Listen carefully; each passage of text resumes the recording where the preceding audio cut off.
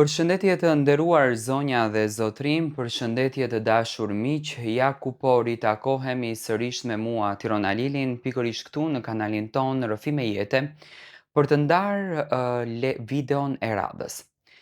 Këtë herë dua të ndaloj tek një rast tragjik që ka ndodhur ditën e sotme në Kosovë. Një vajzë 25 vjeçare, duke qenë shtatzëne në muajin e 8, ka humbur jetën si pasojë e një plagosjeje gjatë natës së mbrëmshme, ku dyshimet me patjetër janë të vinë nga bashkëshorti i saj. Po njëherë ta lexojmë komplet lajmin se çfarë thotë dhe më pas domethënë do ta komentojmë atë se edhe çfarë është thënë deri më tani, sepse ka patur shumë hamendësime të ndryshme, por policia nuk ka deklaruar akoma asnjë gjë se cili ka qenë fiks motivi që ka ndodhur kjo vrasje.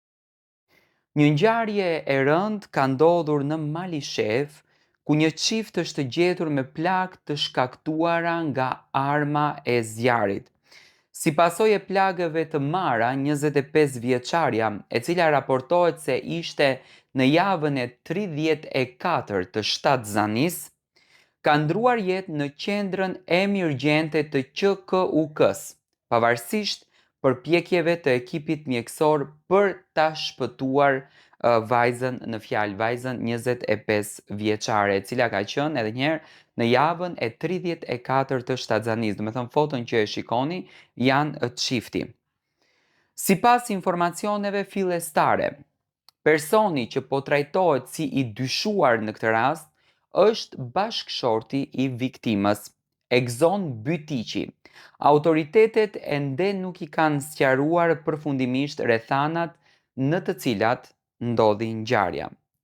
Bytiqi raportohet se kishte jetuar dhe punuar në Gjermani për rreth 4 viteve, ndërsa në Kosovë ishte kthyer afërsisht një muaj para tragjedisë. Do me thënë, 4 vite ka jetuar në Gjermani, me patjetër që ai ka ardhur dhe ka shkuar në Kosovë, sepse vetë fakti që bashkëshorti i tij është shtatzën, kupton që do me thënë ka qenë edhe më herët.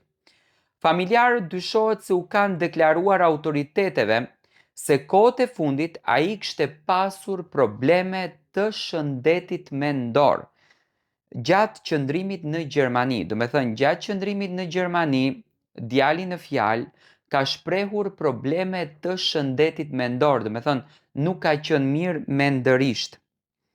Megjithatë, këto mbeten deklarime të familjarëve të evidentuara në informacionet fillestare dhe jo konstatime mjekësore të verifikuara. Do me thënë, akoma policia nuk është se ka bërë një konstatim që djali në fjalë ka patur probleme mendore.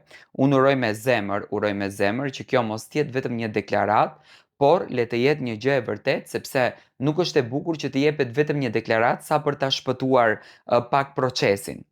Gjithashtu, dyshohet se arma e përdorur në këtë rast i përket babait të dyshuari, që nuk kupton, do me thënë, nëse ne bëjmë një kronologji të ngjarjes, e kuptojmë që Egzoni ka ikur në shtëpi, ka patur probleme me bashkëshorten e tij, e cila ka qenë shtatzën dhe ka jetuar me vjerin dhe me vjerën, sepse policia nuk e ka deklaruar në qoftë se vajza në fjalë ka jetuar në Gjermani më herët edhe ajo, apo thjesht ka qenë bashkëshorti në Gjermani dhe ajo ka jetuar në Kosovë. Po nga vetë fakti, siç do me thënë jepet ngjarja, duke që vajza ka jetuar me vjerin me vjerën, ashtu siç fatkeqësisht bëjnë çiftet e reja që meshkujt zgjedhin të jetojnë vetëm, të ikin në Gjermani apo jashtë në vendet e tjera të Europës, pak rëndësi ka kjo, për të siguruar një jetë më të re. Pastaj do me thënë lindin konfliktet nga rrethet, nga thashethemet, nga fjalët, dhe marrëdhëniet e tyre përfundojnë në faktin që do me thënë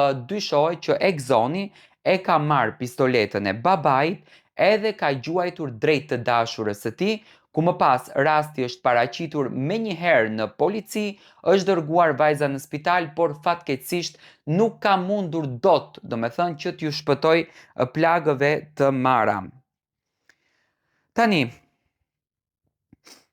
gjithashtu siç e tham, do me thënë, për tjatin që ja ka marrë pistoletën, drejtori i klinikës emergjente, Naser Sylla, ka bërë të ditur se i plagosuri është i intubuar dhe i lidhur me respirator, ndërsa gjendja e tij mbetet e paqëndrueshme. Domethënë deri më tani nuk i kanë marrë pyetje Exxonit, i cili është në gjendje shumë të rëndë. Unë uroj që mos tjetë edhe ajo me fatalitet, uroj që të shpëton, por mbi të gjitha, do të thënë rasti po hetohet nga organet kompetente, të cilat pritet që të sqarojnë në mënyrë të detajuar rrethanet e kësaj ngjarje. Tani unë nuk dua të ndaloj vetëm tek kjo ngjarje, me patjetër që do të jap një mesazh përfund, por dua pak që të flas për në përgjithësi për ngjarjen. E shikoj që nëpër mediat shqiptare përflitet një farë xhelozie, do me thënë e dëgjoja edhe që parë në Klan Kosovën që ja etiketuan xhelozis. Xhelozi ka në të gjitha çiftet. Nuk është e habitshme ta dëgjojmë fjalën xhelozi, por e vrau nga xhelozia është shumë e rëndë, është shumë e rëndë. Fillimisht një herë vajza në fjalë ka qenë 34 javë shtatzëne, që në kupton ka qenë në muajin e saj të 8 të lindjes, që i bie edhe një muaj do të linte, që në kupton shtator, tetor, do me thënë Exxoni do të bështe baba. Exxoni ka vrarë 2 jetë në këtë fakt. Nga ana tjetër, kemi familjen të cilët sot deklarojnë që djali ka qenë me probleme mendore. Tani unë si gazetar do t'ju kthem jo vetëm kësaj familjes, por në shumë raste, dhe rasti që ishte në Shqipëri, djali në fjalë kishte patur probleme mendore. Pse ju këto djem nuk i paraqisni? Dhe pse ju këto djem nuk po i çoni nëpër institucione për t'i shëruar, por thjesht në fund i keni pretekstet që djali ka qenë me probleme mendore. Ato problemet mendore nuk ju kanë marrur vetëm një jetë, ato problemet mendore ju kanë marrur 2 jetë. Dhe këto të rritë që ndajnë mendjen që të ikin në Gjermani dhe lën gratë, lën familjet në vendlindjen e tyre. Ti derisa e ke lënë gruan, pse duhet të kesh xhelozi për të? Ti ke shkuar për një jetë më të mirë, ti ke shkuar për të siguruar të ardhmen, ti e njeh partnerin tënd që ke në krah. Nuk do të thotë që ti nuk e ke njohur kë ke patur partner dhe duhet të kesh një xhelozi të tmerrshme për partneren tënde. Mua më vjen shumë keq, realisht më vjen shumë keq që te ne shqiptarët vdekja arsyetohet me një xhelozi, vrasja arsyetohet iku në Gjermani sepse nuk kishte mundësi dhe nuk e toleronte dot gruan, nuk e bënte dot për gruan, e xhelozonte gruan. Ti derisa ikësh në Europë, ti duhet të kesh mendjen tënde dhe ti duhet të jesh mendje hapur, që ajo grua do ketë nevojë të delë të shkon në spital sepse është shtatzën, që ajo grua do ketë nevojë të shkon të merr barna, që ajo grua do ketë nevojë të shkon të blejë diçka në shitore, dhe jo ti të krijosh skenare, të krijosh filma duke jetuar atje në Gjermani dhe gjasme duke u munduar që të bësh, domethënë, këtë gjën që mua realisht më duket e turpshme dhe e dhimbshme. Shpreh ngushëllimet e mia ndaj familjes dhe sinqerisht uroj me zemër që këto gjëra të marrin fund një herë për gjithmonë te shqiptarët.